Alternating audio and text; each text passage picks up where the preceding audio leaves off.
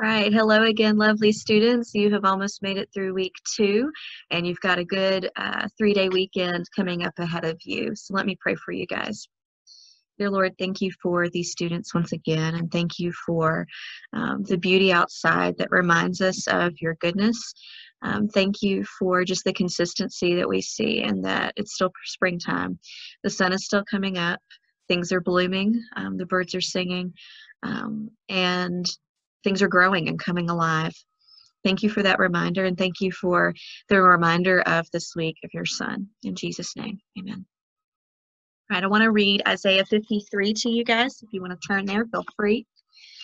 Starting in verse 1, it says, "Who has believed what he has heard from us, and to whom has the arm of the Lord been revealed?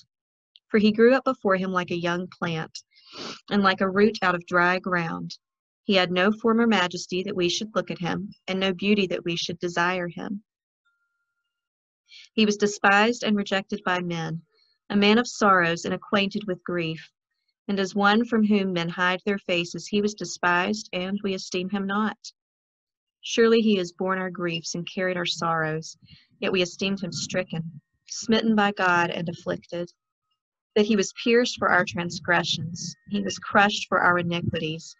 Upon him was the chastisement that brought us peace, and with his wounds we are healed. All we like sheep have gone astray. We have turned everyone to his own way, and the Lord has laid on him the iniquity of us all. He was oppressed, and he was afflicted, yet he opened not his mouth. Like a lamb that is led to the slaughter, and like a sheep that before its shearers is silent, so he opened not his mouth.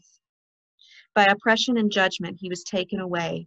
And as for his generation, who considered that he was cut off out of the land of the living, stricken for the transgression of my people? And they made his grave with the wicked, and with the rich man in his death, although he had done no violence, and there was no deceit in his mouth. Yet it was the will of the Lord to crush him. He has put him to grief. When his soul makes an offering for guilt, when he sees his offspring, he shall prolong his days. The will of the Lord shall prosper in his hand. Out of the anguish of his soul he shall see and be satisfied. By his knowledge shall the righteous one, my servant, make many to be accounted righteous, and he shall bear their iniquities. Therefore I will divide him a portion with the many, and he shall divide the spoil with the strong, because he poured out his soul to death, and was numbered with the transgressors. Yet he bore the sin of many, and makes intercession for the transgressors." All right, so I'm going to share just a few little bits from a book called The Four Loves that reflects on the type of love that God has for us. So in this book, Lewis talks about love for family and those that we're familiar with. He calls that affection. He talks about romantic love, eros, and he talks about friendship. And then he ends with the fourth one called charity, and that's the love that's supposed to really color all of these other loves that we have. But he starts, of course, with describing what that love is that the Lord has. He starts by quoting 1 John 4:10, and he says, "Herein is love, not that we loved God, but that he loved us." A little further down, he says, "In God there is no hunger that needs to be filled, only plenteousness that desires to give." Further down on the next page, he says, "God, who needs nothing, loves into existence wholly superfluous creatures in order that he may love and perfect them." And further down from that, he says, "If I may dare the biological image, God is a host who deliberately creates his own parasites, causes us to be that we may exploit and take advantage of him. Herein is love. This is the diagram of love himself, the inventor of all loves." Hopefully that's a blessing for you this week. I'm going to now share with you guys our announcements, and then I will go over both grammar and the count of Monte Cristo with you. So here we have prayer and I already did that. Okay. In Christ Alone and How Deep the Father's Love for Us. Those are probably popular worship songs you may have heard. sometimes they tend to wear those out on the radio and then they give them a break for a while. So whether you've heard it a lot recently or whether it's been a while or never at all, maybe try to listen to it with a fresh mind and actually, seeing what it is that is being said about the Lord in these songs. So today you need to check as we go through this PowerPoint. I'll do that after these announcements, so you'll want your grammar with you. You're going to check and turn in your weekly grammar. There's instructions on LMS, but just a quick reminder, if you handwrite, you just use a different color pen to check your work. You can take a picture and upload it. Or if you type, just use a different color or bold to show where you had to make corrections. If you don't miss anything, you can just make a note of that, and then you can upload as a PDF or as a Word document to the LMS site. And if you have tech issues, you can email me or message me in the chat. Today you have your open book notes quiz for chapters 1 through 20. So you'll want to take that after we go over our chapters for today. Remember, you can use your notes for that.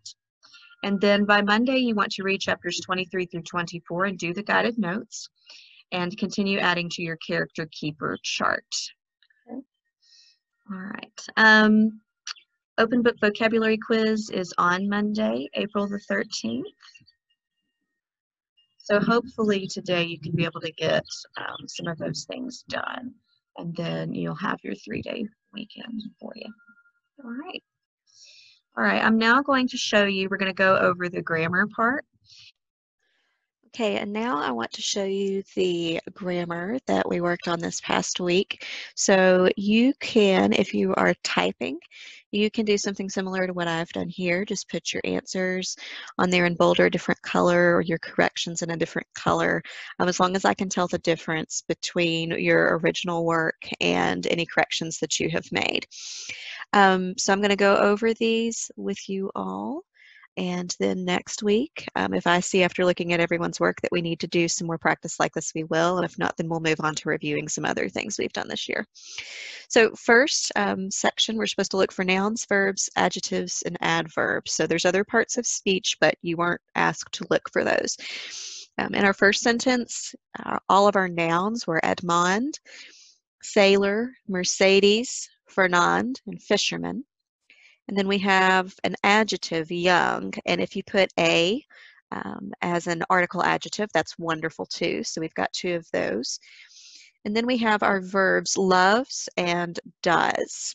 So you did not have to do anything with but or so because those are conjunctions and I didn't ask for those. But if you did, nice smiley face for you. On number 2, we have some more nouns, some proper nouns actually, Mercedes, Edmond, and Fernand. And then our verbs are loves and is. And now we've added some adverbs. So dearly and extremely. Dearly tells us how she loves. Adverb question there, how. And then extremely tells us to what extent he was jealous. So extremely, a Y word that's an adverb. And then jealous, of course, describes Fernand. It's an adjective. And even some of you may have noticed it's a special type of adjective called a predicate adjective.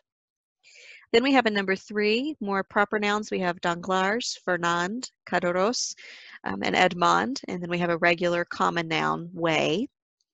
And then our verbs are convinces and to ruin. And if you notice that that was an infinitive, then just, pat yourself on the back. That was pretty awesome. I did not ask for that, though, so that's okay.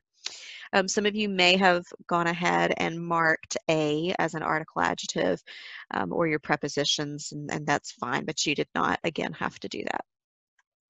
On our second section, I'm looking for parts of the sentence, and what I did was I put my prepositional phrases in parentheses, and I just made them a different color so it was easier to see.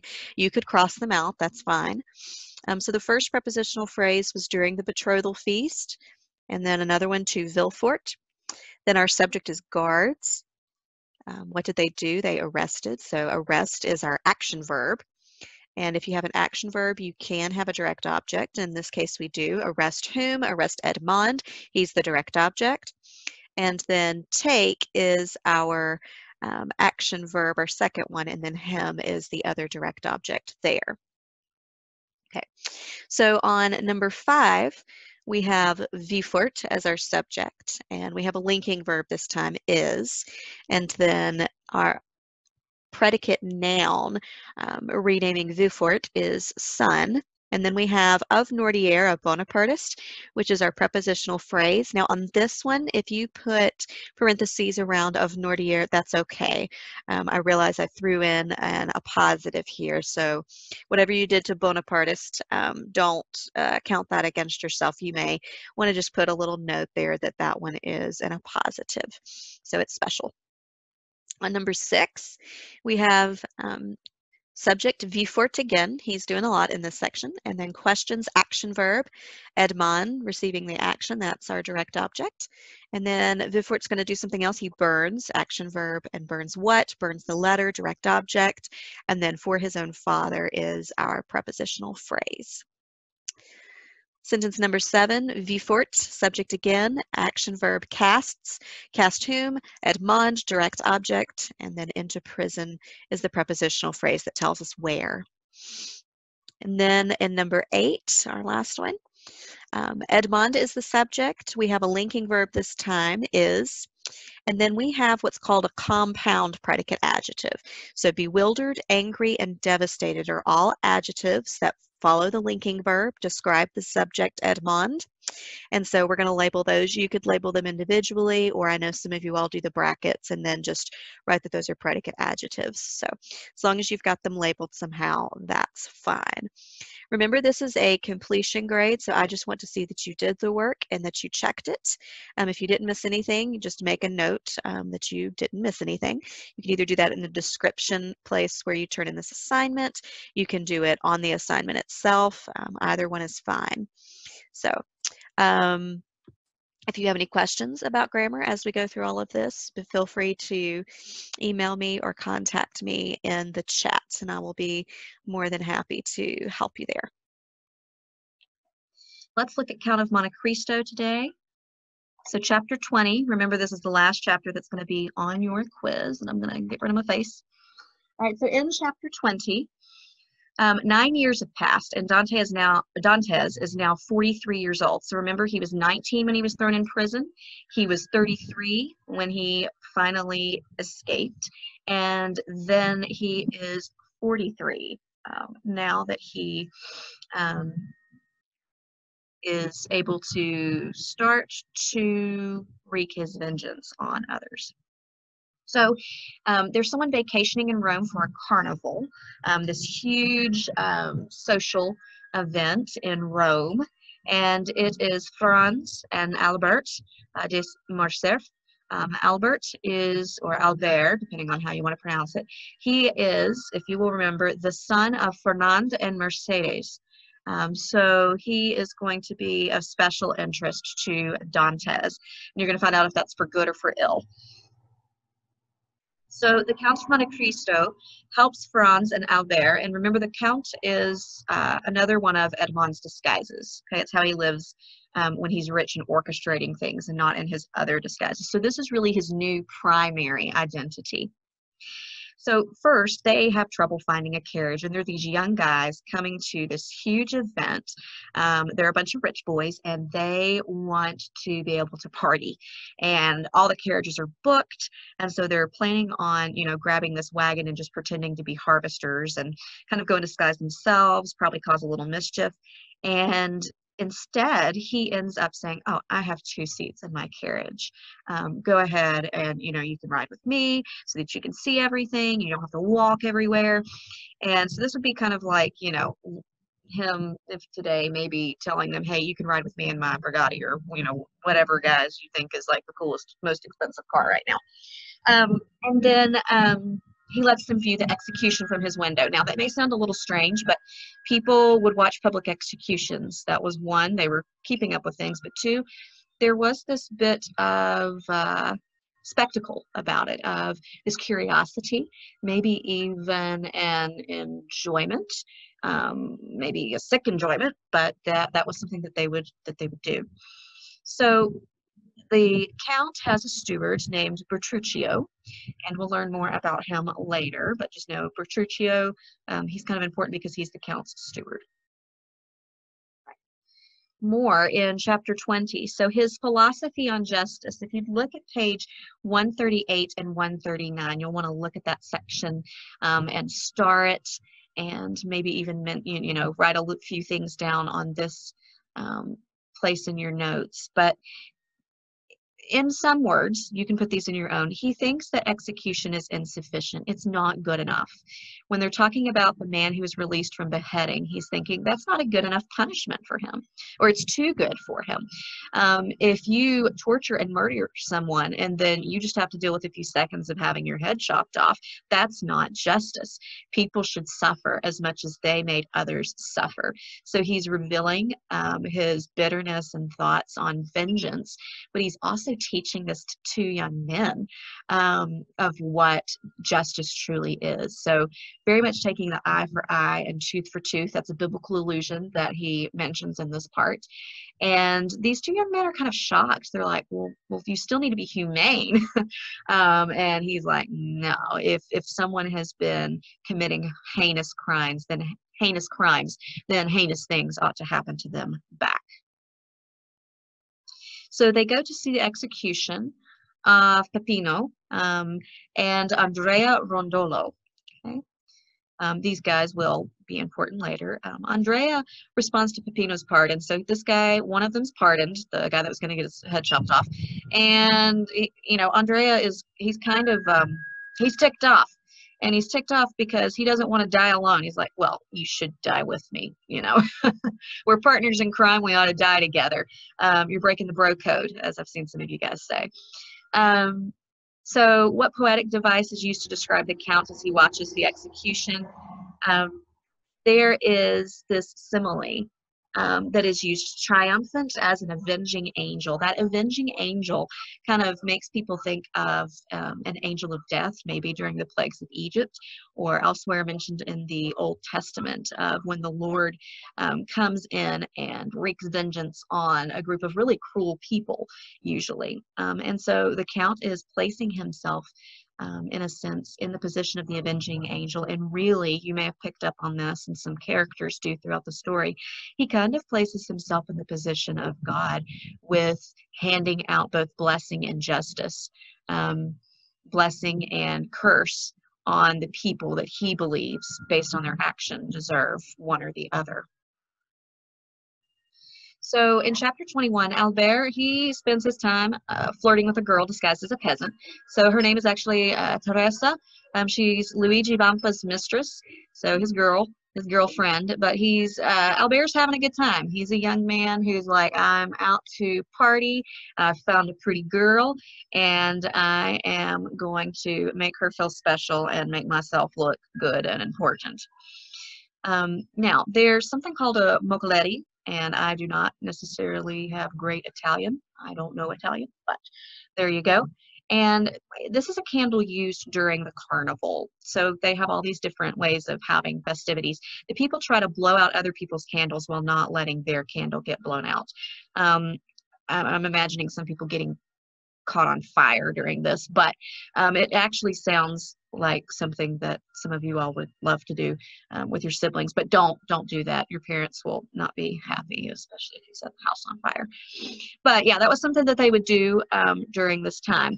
Now, Albert makes a request of Franz, and it's not just a small thing. He needs a whole bunch of money because he's been kidnapped by the famous bandit Luigi Vampa. So you can imagine Teresa, she's just really a snare for him to get into a whole bunch of trouble. So again, Vampa has kidnapped him, and the message for the ransom is brought to the Count by Peppino, who was the guy that was just released from having his head chopped off. So you almost kind of wonder, was someone maybe orchestrating some of this in the background to get in Albert and his family's good graces? Well, we'll find out. All right. Further on, Franz is able to rescue Albert, be a really good friend. He's got his back really through the Count, his connection with the Count. So the Count of Monte Cristo, Edmond, demands that Vampa free Albert, and for some strange reason, Bamba just does so willingly, and he apologizes. And man, this count seems to have a whole lot of power and ability and money. All right, so the count then asks Albert a favor. Albert's like, I am so indebted to you. And the count says, well, will you please introduce me to the Parisian society, to the people in Paris, your family?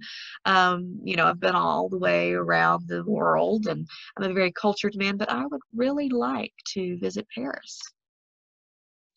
And so, these two young men, Albert feels completely indebted to the Count, but Franz has some suspicions. He's like, he makes me uneasy. And, when he shakes his hand, his hand's like a corpse. It's cold. It feels dead. Does that say something about Edmond's heart? That creates, of course, a feeling of just being creeped out by Franz. And then there's some foreshadowing in those last few lines where he's like, I'm not going mad. There's something not right about this guy. Okay. All right, so in chapter 22, Albert plans to invite some other people to lunch. He's planned a lunch with the Count, and again, they're a really high-class society, so this is a big deal for them. It's not just, texting and being like, hey, you want to meet at Chick-fil-A or McDonald's. This is a big to-do. So Monsieur Lucien Debray, the minister's secretary, Monsieur Boucamp, a journalist, and Monsieur de Chateau-Renaud, a gentleman. So again, some high-class people that he has invited to this meeting with the Count of Monte Cristo. And then somebody pops in, and it's kind of ironic. It's Maximilian Morel. Remember, that was the son of the ship owner that Dantes just paid all his debts without him knowing.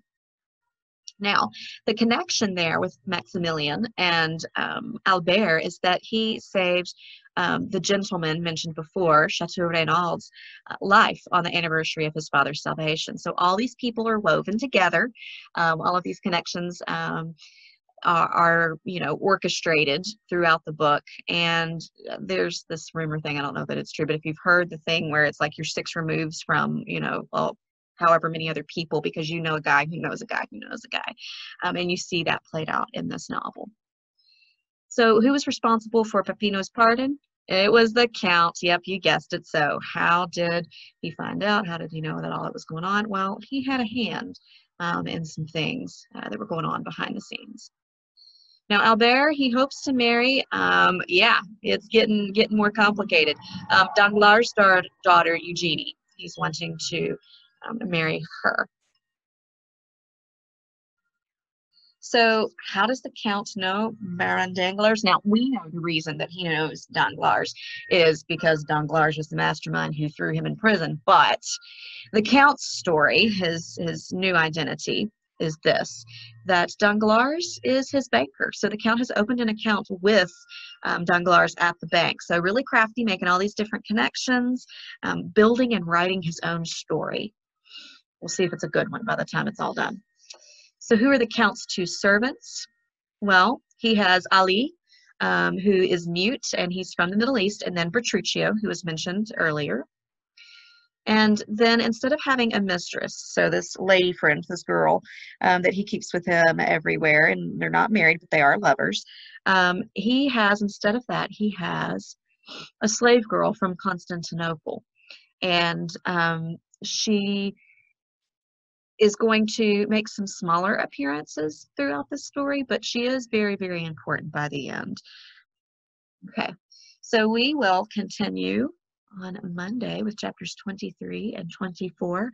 I hope that you have a wonderful Easter, that you are able to rest, that you are able to really reflect on who the Lord is and his love for you, and that you're blessed by that, and that you also get some good, relaxing time with your family. Have a wonderful, wonderful weekend.